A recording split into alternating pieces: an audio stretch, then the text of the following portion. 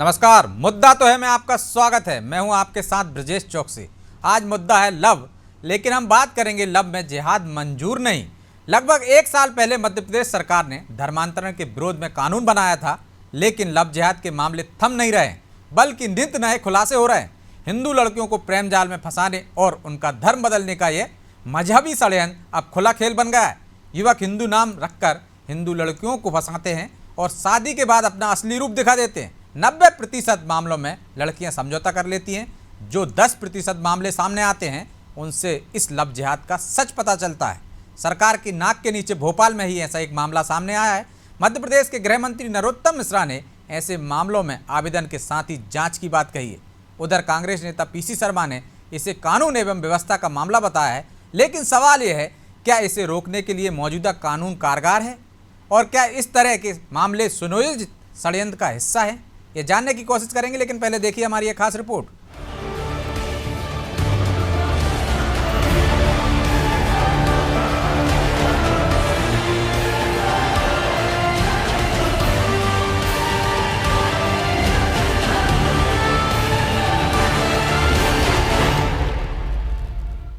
Love जिहाद एक बार फिर चर्चा में है।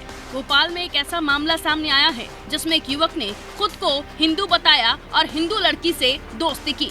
इसके बाद युवक ने 3 साल तक उसके साथ दुष्कर्म किया। इस दौरान 3 बार पीड़िता का गर्भपात भी कराया। जब पीड़िता को आरोपी की असलियत का पता चला तो उसने पुलिस की शरण ली। आरोपी ने अपना नाम शान पंडित बताया था, लेकिन उसका असली नाम फैजल था। ऐसे मामले आए दिन सामने आ रहे हैं और ये सब जानबूझकर किया जा रहा है। अपनी पहचान छुपाकर किसी को गुमराह करना और फिर उसका जीवन तबाह करना, बाद में शादी करके धर्मांतरण कराना, इसी को लव जिहाद कहते हैं। लव जिहाद के मामलों को देखते हुए मध्य प्रदेश के गृह मंत्री नरोत्तम मिश्रा ने कहा कि दूसरे धर्म में शादी करने पर पुलिस वेरिफिकेशन सिस्टम मजबूत किया जाएगा। साथ ही कोर्ट, नोटरी और मैरिज रजिस्ट्रेशन एजेंसीज के लिए बहुत जल्द नियम बनाए जाएंगे। गृह मंत्री ने कहा कि नाम बदलकर फर्जी डॉक्यूमेंट से होने वाली शादियों पर नजर रखी जाएगी। लव जिहाद रोकने के लिए हम इस बात पर गंभीरता से विचार कर रहे हैं कि मैरिज रजिस्ट्रार ब्यूरो और जो पंजीयन की संस्थाएं हैं विवाह की, इसमें नोटरी भी शामिल है। ये लड़का और लड़की की जानकारी जब उन्हें 1 महीने पहले आ जाती है तो इसको पुलिस वेरिफिकेशन के लिए भी उन्हें पुलिस से बातचीत करनी चाहिए और पुलिस वेरिफिकेशन कराने वाली बात पर विचार करना चाहिए, जिससे इस तरह की घटनाओं को रोकने में एक कारगर कदम और हो। मामले में कांग्रेस नेता और पूर्व मंत्री पीसी शर्मा का कहना है कि सबसे ज्यादा लव जिहाद के मामले बीजेपी के शासनकाल में दिखाई दे रहे हैं। बीजेपी सरकार लव जिहाद रोकने के मुद्दे को लेकर आम जनता को बेरोजगारी, महंगाई जैसे मुद्दों से भटकाने की कोशिश कर रही है। पुराने हमारे इतिहास को देख लो, संस्कृति को देख लो, चले उस पे पूरी सरकार उसी पे लग गई और कर कुछ पानी नहीं। लव जिहाद जब से बीजेपी आई तब से बड़ा हुआ है। बात केवल भटकाने की है। कानून व्यवस्था ध्वस्त है। अगर ये भी हो रहा है तो ये भी कानून व्यवस्था के मामले में आता है। नए नियम बनाएंगे। अरे पुराने नियमों में सब में बार बार सब चीज़ें हैं पूरे हैं, उस पर कार्रवाई करो ना। लव जिहाद सामाजिक खतरा बनता जा रहा है। पहचान छुपाकर लड़कियों को फंसाया जा रहा है और फिर शादी के बाद उन पर धर्मांतरण के लिए दबाव डाला जाता है। मध्य प्रदेश में लव जिहाद पर कानून बनाने की बात कई बार की जा चुकी है। कानून है भी, लेकिन कानून तोड़ने वाले तो साहस की हर सीमा का उल्लंघन कर रहे हैं। ब्यूरो रिपोर्ट, अनादि टीवी।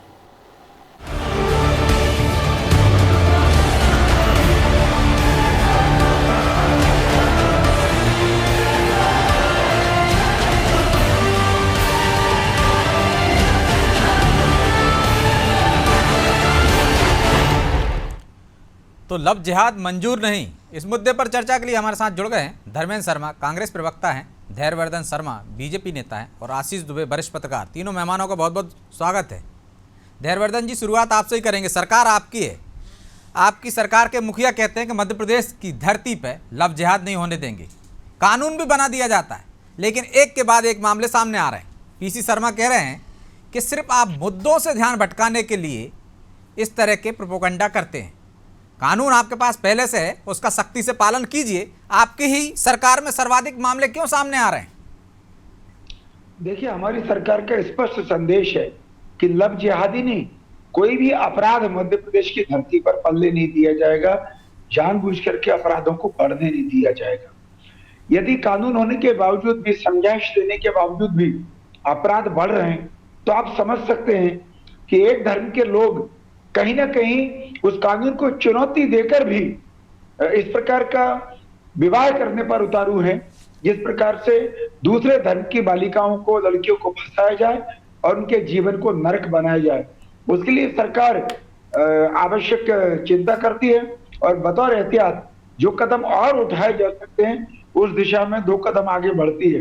इसलिए आज माननीय गृह मंत्री डॉक्टर नरोत्तम मिश्रा जी ने स्पष्ट तौर पर कहा है कि ऐसे लड़के लड़कियां जो विवाह के इच्छुक हैं उनका पुलिस वेरिफिकेशन कराया जाएगा, ताकि वो किस ओरिजिन से, किस धर्म से, किस गली मोहल्ले के हैं, क्या काम धंधा, कोई आपराधिक रिकॉर्ड तो नहीं है।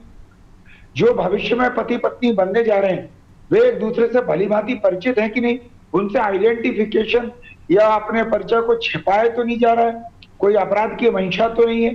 तो इसमें मुझे लग रहा है कि सरकार का अच्छा कदम है, सबको स्वागत करना चाहिए। स्वागत तो करना चाहिए धैर्यवर्धन जी, लेकिन फिर भी आपने एक कानून बना दिया, तो उस कानून में कोई खामियां देखते हैं क्या, या एक बार में दुरुस्त कर दीजिए। सरकार की नाक के नीचे राजधानी में एक घटना हो गई है। नहीं, देखिए, कानून भी उस समय की परिस्थितियों को ध्यान में रख के बनाया जाता है।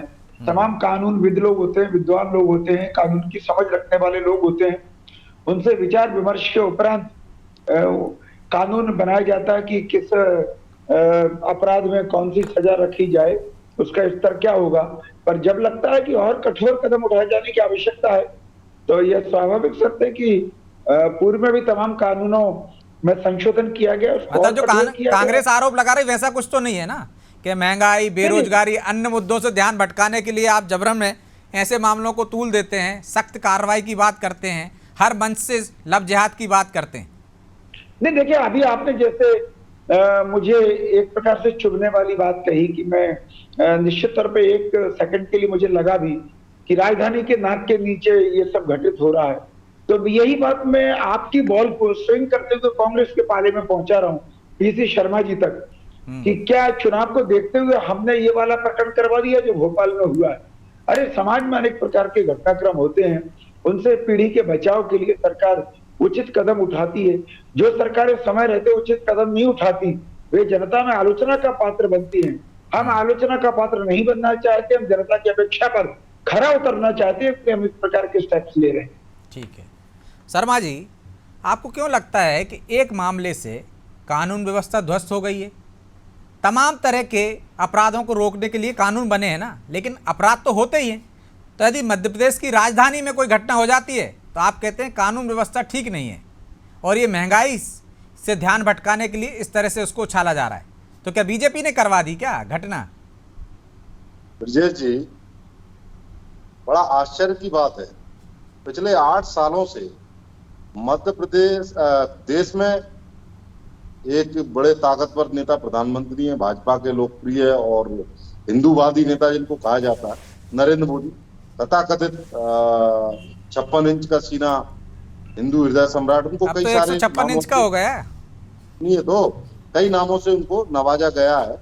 वो 8 साल से इस देश के प्रधानमंत्री हैं, और मध्य प्रदेश में 18 साल से शिवराज सिंह की भाजपा की सरकार है। फिर ये किसके लिए बोल रहे हैं? कानून कौन बनाएगा? ये जिम्मेदारी किसकी है? कानून व्यवस्था को सुदृढ़ करना, बार बार ये मामले लव जिहाद किया जाना। कल एक आप ही के चैनल पर एक चर्चा चल रही थी कि एक फिल्म को लेकर साहब गृह मंत्री जी ने बोला है मध्य प्रदेश में हम चलने नहीं देंगे, ये नहीं करने देंगे, वो नहीं करने देंगे। मैं आपके माध्यम से जानना चाह रहा हूं, वो सूचना प्रसारण मंत्रालय किसके अधीन है? मोदी जी के अधीन है या किसी और के अधीन है? क्या सेंसर बोर्ड में भाजपा के नेता बैठे हैं या किसी दूसरी पार्टी के नेता बैठे हैं? ये सेंसर बोर्ड में बैठे हुए लोग ऐसी विवादित फिल्मों को जो हमारे धर्म पर, हमारी संस्कृति पर पुटारा घात करती है, आज के मुद्दे पे आ जाइए धर्मेंद्र जी। सुनिए, तो मैं वही उसी मुद्दे पर आ रहा हूं। उनको परमिशन कौन दे रहा है? भाजपा के नेता दे रहे हैं। प्रदेश में 18 साल से किसकी सरकार है? भाजपा की सरकार है। देश में 8 साल से किसकी सरकार है? भाजपा की सरकार है। अब अगर देश का नागरिक या प्रदेश का नागरिक खतरे में है तो कमजोर कौन है?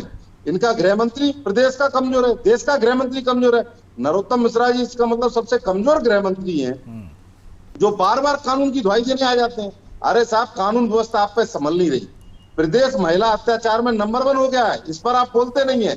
महंगाई से आम जनता का तो धर्मेंद्र जी, इसका मतलब तो ये हुआ कि सर्वाधिक राज आपने किया देश पर, प्रदेश पर, तो उस दौरान जो अपराध हुए हैं, जो कानून बने थे और उससे अपराध होते थे, उसके लिए जिम्मेदार आप लोग हैं धैर्यवर्धन जी। नहीं, धर्मेंद्र जी की बात आपने उनकी बात को पकड़ लिया। मैं आपको बधाई दूंगा कि आपने समय रहते वो जो जिस तर्क को दे रहे थे वो तर्क उनके गले की फांस बन गया। देखिए, मैं बहुत विनम्रता पूर्वक कह रहा हूँ, धर्मेंद्र जी बहुत सुलझे हुए व्यक्ति हैं, अच्छी चर्चा करते हैं। डॉक्टर नरोत्तम मिश्रा साहब ने जो आज बयान दिया है, वो अंग्रेजी की एक कहावत उस पर लागू होती है कि precaution is better than cure.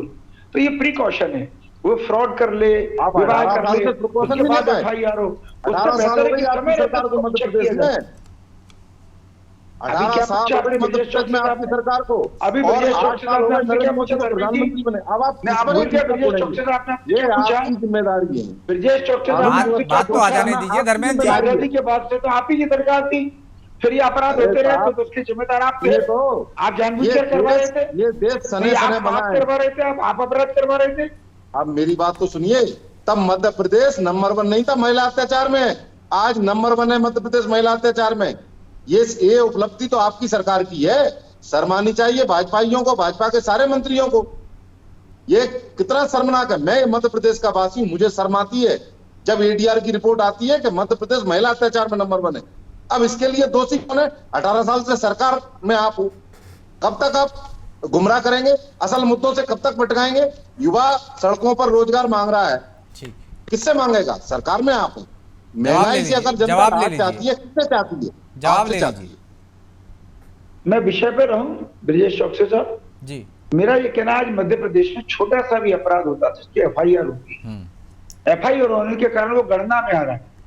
जब दिग्विजय सिंह जी की सरकार थी तो आप क्षेत्र में आप पूछ लीजिए, आज भी लोगों के वो सेहरन होती है कि अपराध हो जाते थे, थाने में रिपोर्ट ही नहीं लिखी जाती थी। FIR के लिए तड़पते थे लोग, तरसते थे, चक्कर लगाते थे SP के और उस समय के विधायक मंत्रियों के। हर्षवर्धन भाई साहब, आप दुरुस्त करिए अपने आप को। उस समय लौटूंगा आपके पास भी। आशीष जी जुड़ गए हमारे से। उस समय सरकार थोड़ी FIR कराती। आशीष जी सुन पा रहे हैं आप मुझे? जी जी। आशीष जी, कांग्रेस कह रही है कि महंगाई, बेरोजगारी से ध्यान भटकाने के लिए इस तरह के मुद्दों को तूल दिया जाता है, लेकिन आपको नहीं लगता है कि कांग्रेस के नेता ही एक तरह से बीजेपी के गेम प्लान, यदि उनकी माने कि गेम करती है तो गेम प्लान में फंस जाते हैं? डॉक्टर गोविंद सिंह कहते हैं कि लव जिहाद ना पहले था, ना आज है, ना आगे होगा, जबकि उनको महंगाई, बेरोजगारी पे बात करनी चाहिए। बिल्कुल सही बात है। वो तो देखिए, जब भी इस तरह की बातें आती है जो कहीं ना कहीं से हिंदुत्व से जुड़ती हैं, उसमें कांग्रेस हमेशा डिफीट खाती है बीजेपी के मुकाबले में। हालांकि ये उससे जुड़ा हुआ मामला नहीं है, लेकिन प्रकारांतर से अगर हम उस नजरिए से देखें जिस नजरिए से कांग्रेस देखने की कोशिश कर रही है, तो वो ये आपकी बात सही है। लेकिन लव जिहाद का जो मामला है, जो ये तो एक शब्द है जिसको गढ़ा गया है, तो कई लोगों ने इस पर अलग अलग राय दी है, प्रतिक्रिया दी है, विरोध भी किया है। ये शब्द तो खैर गढ़ा गया है, लेकिन इस तरह के जो मामले हैं उसमें अगर धोखाधड़ी है तो वहां तक तो ठीक है। अदरवाइज तो कोर्ट ने भी इस मामले में बात कही है कि जो सहमति से जो विवाह होते हैं या जो होना चाहिए वो तो कानूनन है, उसमें कोई वो समस्या नहीं। हाई कोर्ट ने कह ही दिया है, सरकार से भी तो जवाब मांगा है उसने, धर्मांतरण कानून। हाँ, लेकिन ये लव जिहाद, इसमें जो मुद्दे की बात है कि कांग्रेस को, यदि अगर अपन ये आपके सवाल पे बात करूं, तो वो कांग्रेस को अपना पक्ष मजबूती से रखना चाहिए जिन मुद्दों पर वो रखना चाहती है। यदि बेरोजगारी और इस पर बात करना चाहती है तो उसको, उसके लिए मंच खुला, जब मजबूती से बात रखे।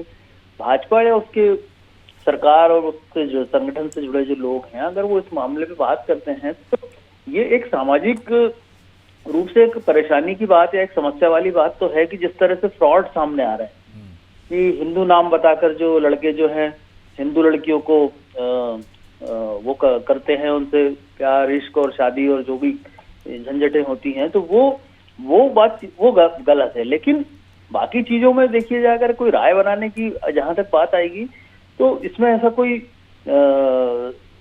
ये नया मामला नहीं है या नई समस्या नहीं है। ये जरूर है कि अभी आने वाले समय में ये इस मौजूदा समय में ये समस्या बहुत ये शब्द बहुत तेजी से उछला है और सरकारों ने इस पर ध्यान दिया है। खास तौर पर भाजपा शासित राज्यों में इस पर एक्शन हुआ है, इसलिए ये चीजें बहुत तेजी से सामने आई लेकिन और कांग्रेस अच्छी तो कह बात रही है है। कि भाजपा के शासन में ही इस तरह के मामले बढ़ गए, पहले नहीं होते थे। नहीं, मुझे और ऐसा ये नहीं कानून लगता, क्योंकि व्यवस्था का देखिए मामला है।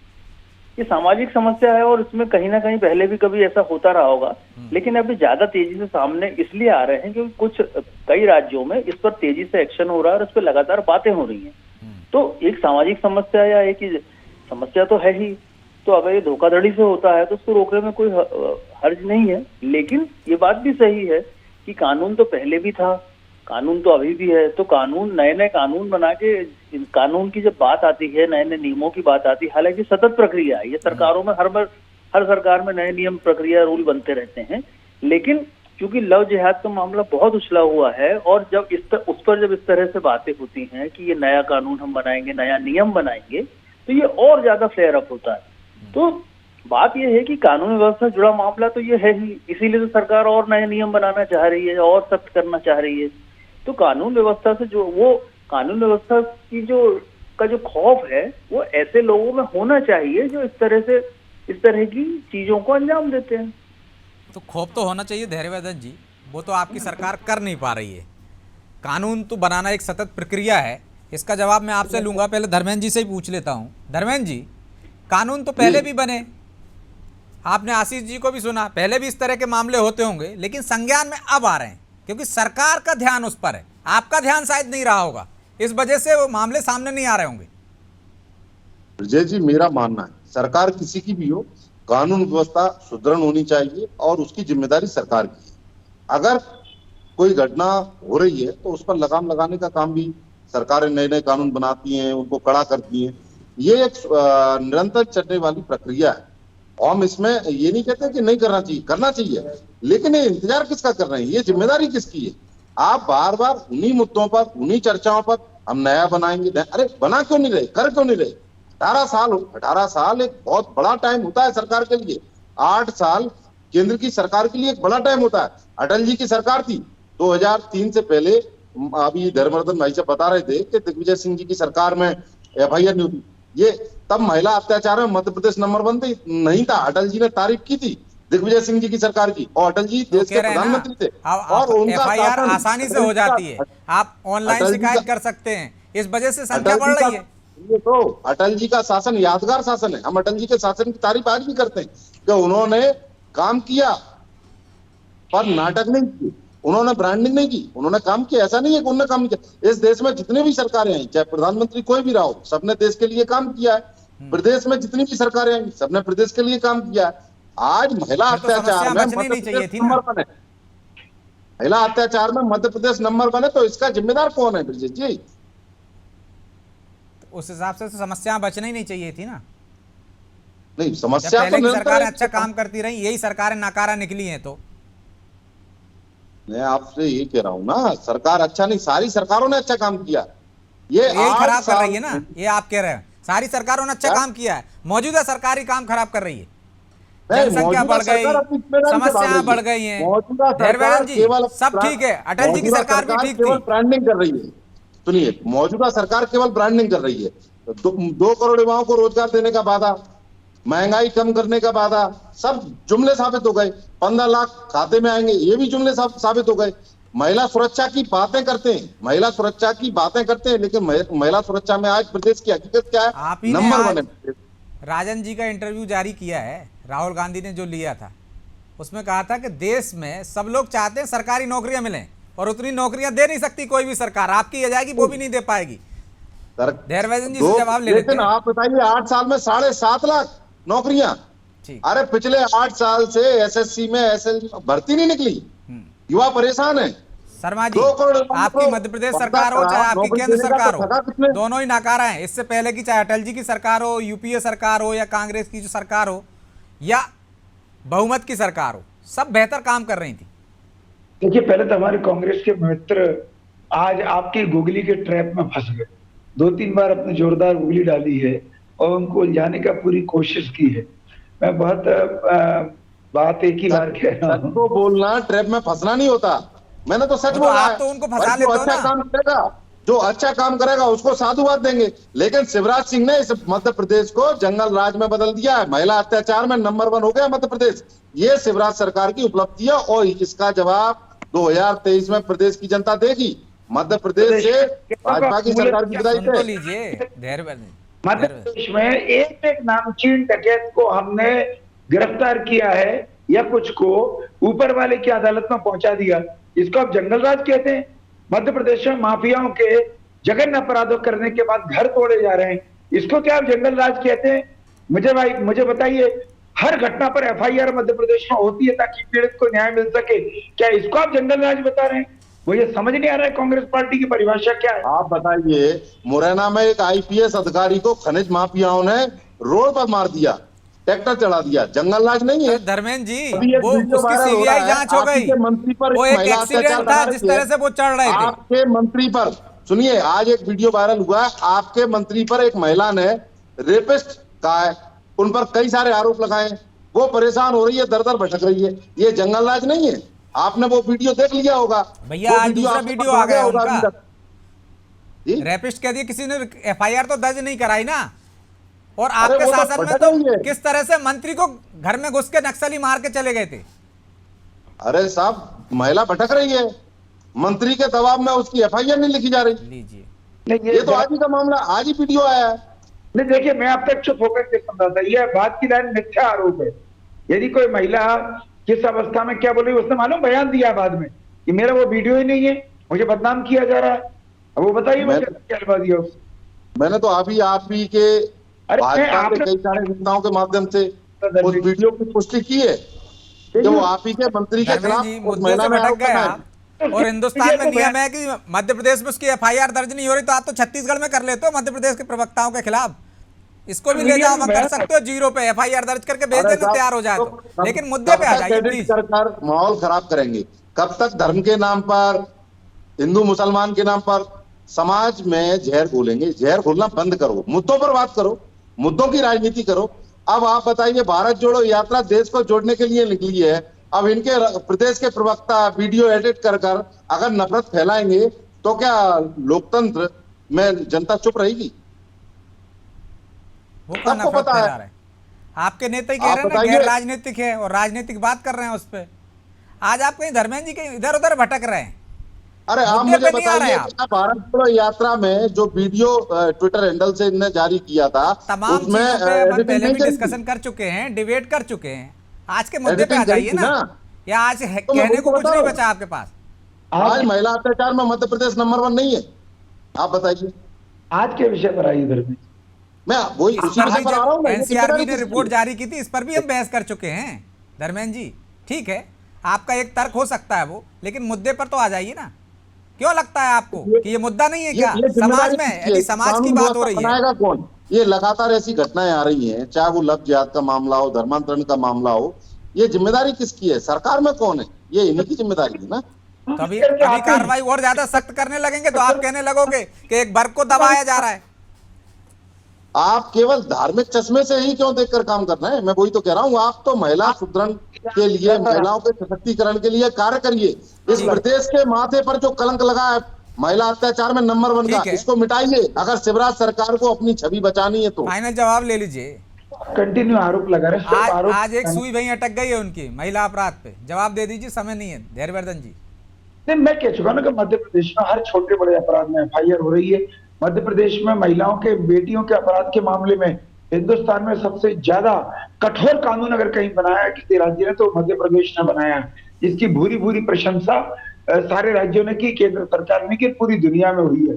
और ये आप देखिए, आप केवल महिला अत्याचार में नंबर 1 है तो केवल आलोचना करनी है तो फिर वो उत्तर प्रदेश महिला अत्याचार में नंबर 1 है। अरे साहब, काम करिए। मैं वही तो कहता हूँ, भाजपा के नेता पता नहीं किस आधार पर अपनी प्रशंसा स्वयं कर लेते हैं। खुद के प्रशंसा नहीं कर उससे रहा हूं। अपनी प्रशंसा करना शोभा नहीं देती। आप तो बुद्धिजीवी हैं, आप तो सच को स्वीकार करिए कि प्रदेश में कानून व्यवस्था लचर है। मैं धर्मेंद्र जी तार्किक बात कर रहा हूँ। हिंदुस्तान के किस राज्य ने बिटियाओं के खिलाफ जो छेड़छाड़ के, बलात्कार के या जो विवश अत्याचार हो रहे थे उस पर सर्वाधिक कठोर कानून मृत्यु दंड का कौन लेकर के आया? मध्य प्रदेश की सरकार। इसको आप कैसे नकारेंगे? आपकी सरकार में आप हैं तो ये तो आपकी जिम्मेदारी है ना चलिए, साहब। बहरहाल समय भी इजाजत नहीं देता कि इस चर्चा को जारी रखें, इसलिए आप तीनों मेहमानों का बहुत बहुत धन्यवाद। तो कानून तो है मध्य प्रदेश में, उसे और सख्त करने की बात भी कर रही है सरकार, लेकिन निश्चित तौर पर लव जिहाद जैसे आरोपों को, अपराधों को स्वीकार नहीं किया जा सकता। यदि आपको किसी से लव है, प्यार है, आप शादी करना चाहते हो तो पूरी ईमानदारी से बताइए। यदि सामने वाला तैयार होगा तो निश्चित तौर पर वो जो नियम प्रक्रिया है उसके तहत अपराध नहीं कहला जाएगा। जैसे हाई कोर्ट ने भी कह दिया, आशीष जी भी कह रहे थे कि धर्मांतरण पर यदि दो बालिग लोग हैं, राजी खुशी से शादी करना चाहते हैं, विपरीत धर्म के कर सकते हैं, कोई अपराध नहीं है। लेकिन निश्चित तौर पर इस तरीके से कि आप नाम बदलते हैं, धर्म बदल के पहचान करते हैं, दोस्ती करते हैं और अपने बारे में वो सारी तमाम चीज़ें छिपाते हैं, इसके बाद धोखा देते हैं, तो अपराध की श्रेणी में आता है। राजनीति का विषय नहीं है, समाज में भी जागरूकता लाने की जरूरत है। फिलहाल मुद्दा तो है। मैं इतना ही, मुझे दीजिए इजाज़त और आप देखते रहिए अनादि टीवी। नमस्कार।